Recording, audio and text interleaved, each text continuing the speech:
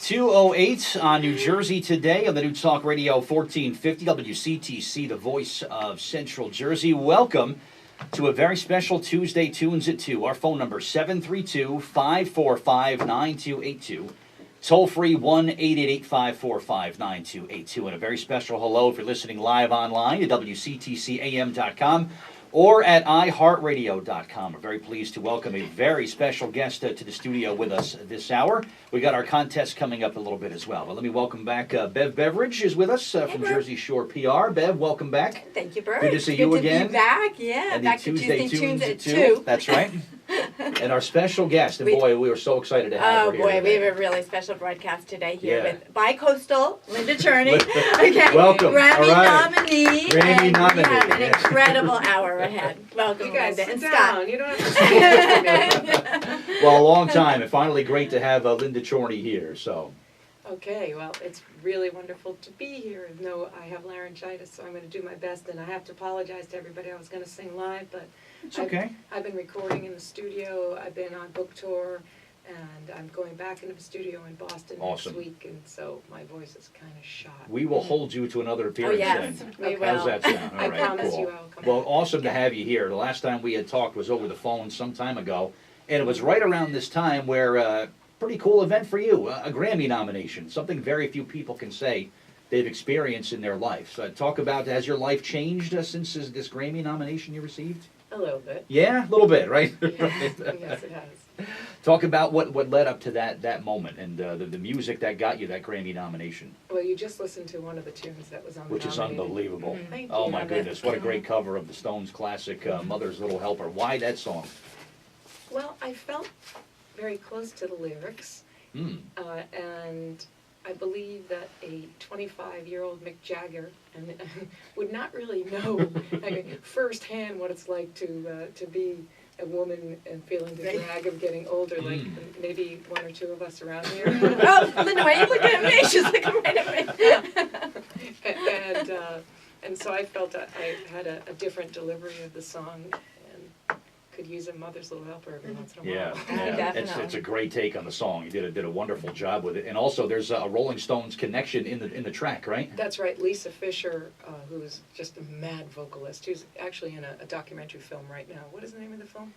I think it's 20 Feet from Stardom. Yeah, and she's just a remarkable singer and writer as well, and just gorgeous and so cool to work with. And so I was very, very fortunate to have her on the project. I met her doing another song. I actually broke the top 40 in adult contemporary way back in 2000. How awesome. A song called Living Alone. Yeah.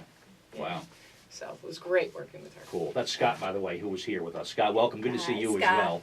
Thank you. Good for to have having you us. here as well. So, and great to have you both here. I understand you played a key role in this Grammy lead up for her. You were heavily involved in this too. It's his fault. His fault. That's what Linda was saying. His fault. Scott's It's his fault, credit, yes. I would think, right? Sometimes I have some visions. And What's your connection to Linda Chorney, first of all? I stalked her for a while. Yeah, yeah. She became my wife. And, then she made 2 great records while living with me in Seabright, New Jersey. Awesome. And Yeah, good stuff. The second one was a nice budget album, but unbelievable. I Yeah. put the headphones on and I'd listen to it and I'd say, where's it go from now? Yeah. You know, from here, what do we do? We didn't have a big budget for promotion, so I said, well, recognition. Where's the largest recognition of recorded music? That Yeah. would be the Grammys. Mhm. Looked into it. A few friends guided us to how we were going to approach the Grammys, and there we were. Wow. And the category that the nomination was in? Best Americana album. Really? It really raised a lot of eyebrows, right, when you got this? Oh, Yeah. Right? Yeah. Americana's a funny category. It should be all-inclusive of America, but there is a certain group of people that are genre protectors, and they created a genre that they think they own it. Yeah.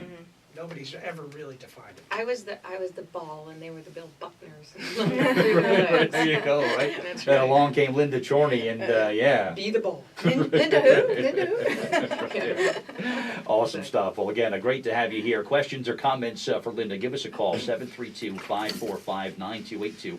or 1-888-545-9282. Now, you mentioned Seabright, New Jersey. Talk Yes. about where you're from originally and how you're in New Jersey now. I'm originally from Boston, Okay. and actually, I might as well take this opportunity to tell you that I'm in the middle of recording a song right now, and I'm on my way back to Boston right after my book release show tomorrow. Okay. I wrote a song for Martin Richard, who was the beautiful 8-year-old child, which I think we've all seen the photograph of him holding up the sign saying, "No more hurting people, Oh, yeah. peace and love." And the moment I saw that photograph, it's been haunting me. But it's not something you go, "Oh, I'm going to write a song right away," you know.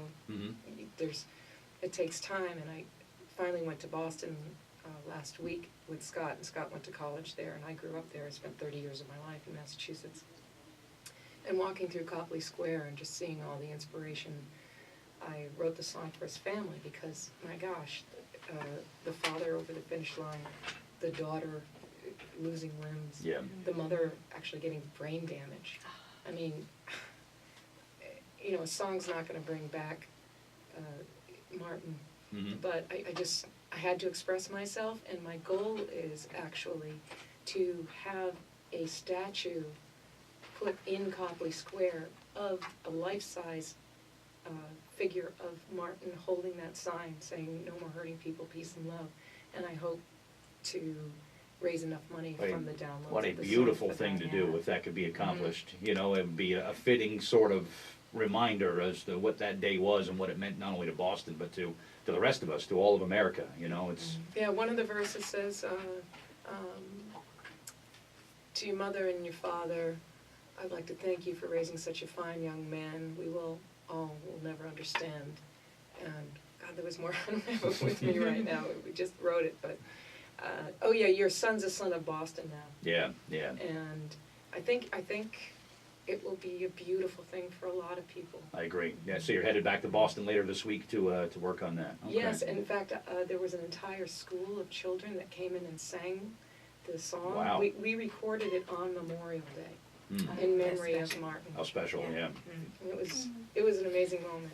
Wow. So from Massachusetts to Jersey, was that how the progression went for you? Oh or- yeah, was that the original question? Yeah. That's what happens when you're 50. You just start going That's all right. around. You don't know where the heck you are. Yes, actually via 7 continents, I went all around the world. Did you really? Wow. And I performed in Colorado a lot doing ski gigs and making some pretty good money there. Awesome. And I love to ski. And then this guy saw me perform in Vail, Colorado, and he did stalk me. And Let's talk about that. Scott the convinced me- he's not a bad-looking stalker. No, he's a good looking You could have done a guy. lot worse, I think. Yeah. Yeah. It was Yeah. a slow start. So he persuaded me to come back to the Jersey Shore, where I actually performed at Donovan's across the street from where he lived. No kidding. And he never Wow. saw me there.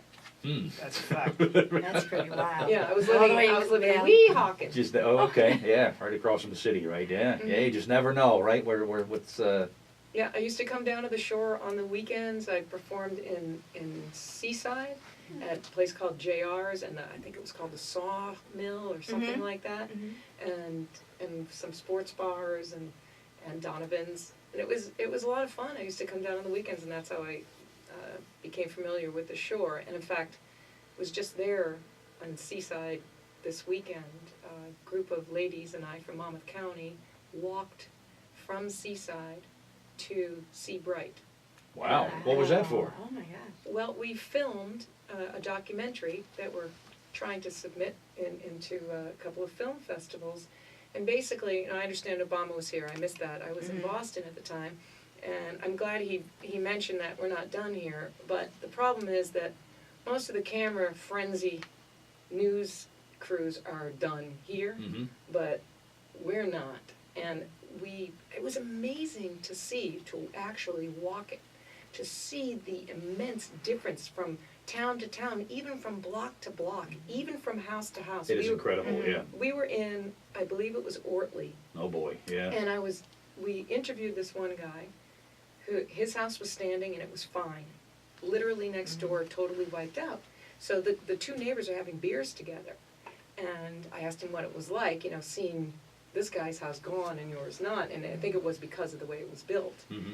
But he actually said he was having survivor's guilt, which was an interesting Wow. take on Yeah. the way he was feeling. But we finished up in Seabright, and that also needs a lot of help still. So let's see, music, books, movies, Whatever. anything you don't Whatever. do? I am a jackass of all trades. She's a dynamite cook too. Yeah, got that too, Oh. right? So, okay. Okay. Well, the multi-talented Linda Chorney is here, 732-545-9282, or 1-888-545-9282. And I mentioned the book, and speaking of the book, first of all, Yes. G-rated title of the book, Of if course. you want. It is Well, Who you know the what? Well, listen, is, right, there's an F and a K, but Yeah. it could be fork, it's fire truck. it could be Fork fink. is- Yeah. Yeah, it could be fire truck. It could be a lot of things. All right. Yeah. But talk about why the book. I had to do it. It was a story. I mean, the adventure I went through after the nomination, as I mentioned here, it's a Cinderella story where some tried to poop in my glass slipper. So the book picks up your life following around the time of the Grammy nomination? It kind of bounces back and forth. You Okay. actually get to go in a time machine into, I call it, I think, a way back gondola machine. That's kind of story then. Time Okay. travel. Yeah, there's Yeah. time travel. It's actually a drinking game because I dropped so many times that I'm a Grammy nominee that I decided every time I say You're that gonna you have take to it. have a drink. That is Yeah. cool. That's cool. And there's accents and impersonations, and you have to sing Beatles songs Okay. during your reading of the book, and even I could do exercise. Yeah. So I wrote it because about a month into my nomination, I received a phone call. I call him Mr. Grammygate.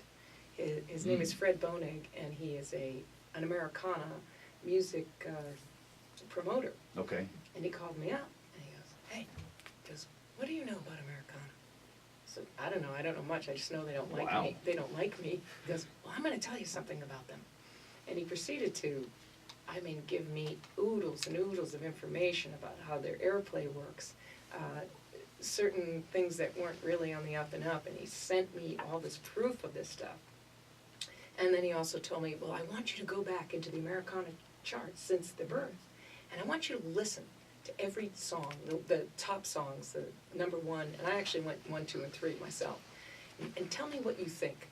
So I listened to, like 4 years of every song every week that was on the top of the charts. Familiar names, artists we would know? Yeah. Yeah. And some that you wouldn't. Okay. And he goes, "So what conclusion did you come to?"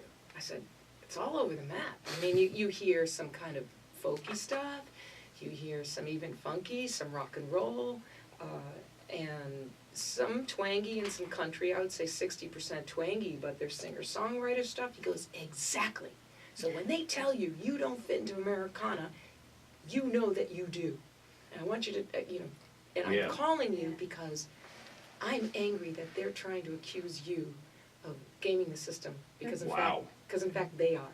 And then he showed me all the Oh, proof. man. So that's when I'm like, this is This is great a inside book. stuff. I had no This is a idea. book. This Wow. is a book. I mean, why is this guy telling me this? Does he Wow. think I'm going to write a book? And Man.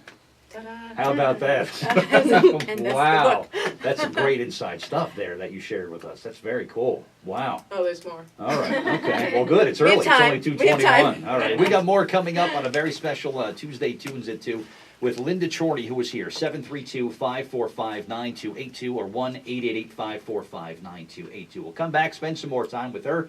Also have our contest coming up this hour. Bert's Jersey Know-It-All Trivia. Your chance to win a $20 pack of New Jersey Instant Lottery tickets and a family 4-pack of tickets to an upcoming Somerset Patriots home game for later on this month. We'll give you the chance to win both prizes coming up a little bit later on this hour. Right now, 2:22 here on New Jersey Today, and here's your Central Jersey weather.